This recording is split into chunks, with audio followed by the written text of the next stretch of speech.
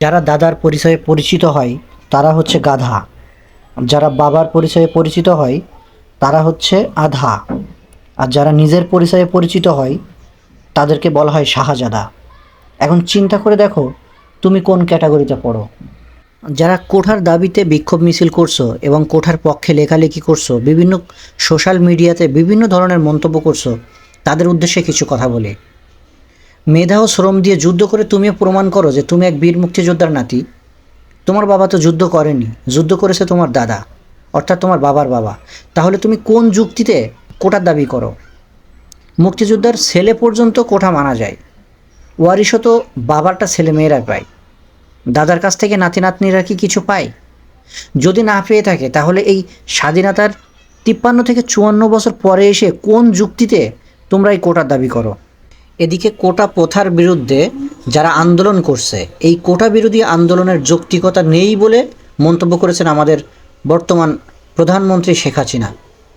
তিনি বলেন, লেখাপড়া বাদ দিয়ে আদালতের রায়ের বিরুদ্ধে গিয়ে শিক্ষার্থীদের কোটা বিরোধী আন্দোলনের কোনো যৌক্তিকতা দেখছেন না। প্রধানমন্ত্রী শেখ হাসিনা এই কথা বলেছেন। প্রধানমন্ত্রী শেখ হাসিনা আরও বলেন, পড়াশুনো বাদ দিয়ে আদালতের রায়ের বিরুদ্ধে আন্দোলন করে শিক্ষার্থীরা সময় নষ্ট করছে, এই আন্দোলনের কোনো যৌক্তিকতা নেই।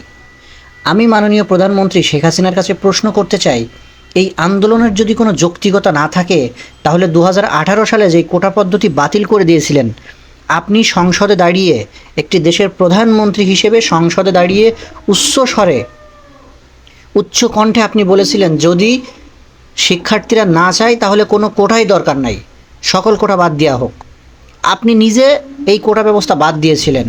তাহলে একটি দেশের প্রধানমন্ত্রী হিসেবে আপনি যেই কোটা ব্যবস্থা বাদ দিয়ে দিলেন, যেই কোটা ব্যবস্থা বাদ দিয়ে একটি পরিপত্র জারি করা হলো, প্রথম এবং দ্বিতীয় সারির কোনো সরকারি চাকরিতে কোটা থাকবে না বলে একটা পরিপত্র জারি করা হলো, 5 থেকে 6 বছর পরে হঠাৎ হাইকোর্টের কী এমন ক্ষমতা হলো যে প্রধানমন্ত্রী যেটি মুখ দিয়ে বলেছেন সেই প্রধানমন্ত্রীর কথাকে অবজ্ঞা করে প্রধানমন্ত্রীর কথার বাইরে গিয়ে নতুন করে সেই কোটা পদ্ধতি আবার ফিরিয়ে আনলো?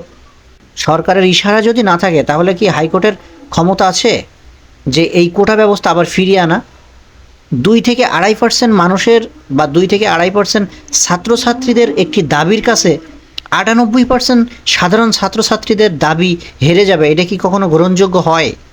স্বাধীনতার এই 53 বছর পরে এসেও যদি তারা এখনো পর্যন্ত দাবি করে, কোটার দাবি করে, তাহলে যারা মুক্তিযুদ্ধ করেছিল তারা কি বৈষম্যকে জন্ম দেওয়ার জন্য মুক্তিযুদ্ধ করেছিল, নাকি বৈষম্য দূর করার জন্য মুক্তিযুদ্ধ করেছিল? যে 30 লক্ষ এদেশের মানুষ নাগরিক শহীদ হয়েছিল, যেই 2 লক্ষ মা বোন সম্ভ্রম হারিয়েছিল, তারা কি এই বৈষম্য জন্ম দেওয়ার জন্য শহীদ হয়েছিল, সম্ভ্রম হারিয়েছিল, নাকি বৈষম্য দূর করার জন্য? পশ্চিম পাকিস্তান পূর্ব পাকিস্তানের সাথে যে বৈষম্য সৃষ্টি করেছিল, সকল খাতে সেই বৈষম্য দূর করার জন্যই তো এই মহান মুক্তিযুদ্ধ হয়েছিল।